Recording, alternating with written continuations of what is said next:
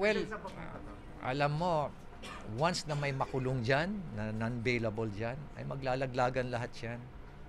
Ako sa experience ko, being with CIDG, PNP, once na nag-umpisa na yung nakulong na dyan, maglalaglagan na yan. Sa isa rin, ang ginagawa nila ngayon, nagpupull sila ng resources, itong mga politiko, itong mga nagkakasabwatan na sila sa DPWH. Right now siguro, baka nagmi-meeting na sila, lahat. Pati na rin yung mga contractor na ayaw magsalita. They're pooling the resources, hiring expensive PR firms para gumawa ng issue, manira ng mga kami, maninira sa amin, maninira doon sa mga whistleblowers. Kaya ganun na yung kanilang tinamot. Pati si Kong Tobip, sinisiraan. Kong E.S. Bersamin, sinisiraan. Anybody na lalaban sa kanila, sisiraan. So we're prepared for it. Ano? Ganun talaga ang trabaho namin. We are always exposed to risk. May vulnerabilities kami na titingnan nila. Pero that will not at all stop us from pursuing this crusade. There's another parang band of mafia outside of Bulacan. Ay, marami yan. It's not, yung Bulacan is just one of those groups yan. Alam mo nga, kung ano yan sa tingin ko, every area merong ganyan merong ganyan. Siguro lower degree lang, in terms of depth, in terms of intensity, siguro mas lower lang. Pero at the end of the day, it's not about, it's something widespread. Sir, nababanggit si Saldi ko, pero since nasa Amerika daw, tapos baka sooner or later baka ma-involve na siya dito. Anong magandang intervention sa government?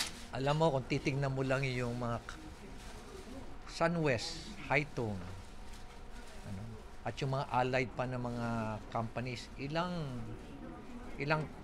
flood control projects ang nabago nila. Aside from that, iba pa yung mga ibang mga infra projects pa na napunta sa kanila. Bakit napunta doon? Bakit na-corner nitong napakalaki nitong mga panahon? Di ba? Conflict of interest, maski na sinabi natin na divest.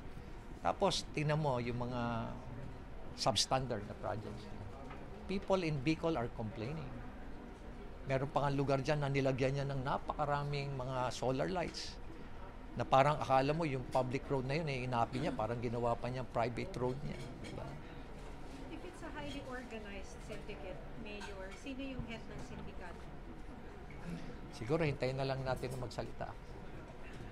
Pero definitely siguro, ako feeling... Saldi ko kanina. Yes, oo. Part of the mastermind. Siya sa mga kwan dyan. Isa siya sa mga figures dyan. And may isa pang mas mataas sa kanya. Hindi naman gagalaw yun kung walang Siyempre hindi naman gagalaw yun kung walang pahintulot yung mas mataas sa kanya. Which is the House Speaker. Tamang inference ng publiko. Yan. Yeah. Tamang inference ng publiko na kung sino yung mas mataas sa kanya. Hindi ko muna siguro sagutin ngayon. Pero may nagbigay ng basbas, ibig sabihin Meron yan. Mayor, what difference does it make po to be heard po in the Senate or in the House? Can't you expose this in the Senate? Well, siguro imbitahin na lang nila ako. Iba po, nakakangiti. Imbitahin na lang nila siguro. Mayor, sa lawak po nito, you've mentioned that this is widespread and this could possibly be nationwide. How long will it take for us to solve this flood control mess? Kaya ba ito ng administrasyon? No, it will go beyond the administration. May experience ako dyan when we investigated yung NIA anomaly. If you remember, nagsalita si President Pinoy noon about yung anomalies, irregularities sa NIA project. Tapos pinatawag niya kagad kami sa Malacanang and he designated me as the lead investigators. Wala lang Yung binigyan kami ng 6 months, tip of the iceberg lang yung nakuha namin Talagang matindi. Ako, palagay ko, pati NIA, meron pa rin yan dito. So, hindi pa yan. Ito pa lang, flood control, matindi na yan. Meron pa yan yung mga irrigation projects, lalabas din yan. Iba pa yung mga anomalies sa mga rock netting, sa road opening, asphalt overlay, sa mga cat's eye. Nako, halos lahat na lang yata pinagkakitaan nila lahat. So, Mayor, ready na kayo to be the independent? Yeah. Independent commissioner, ready na kayo to be that? Yeah, hindi, wala pa naman. Kung sakasakali man na nabuo na yun, then we're willing to ready to share and submit our documents at yung mga nakuha namin na mga dokumento. Thank you for watching.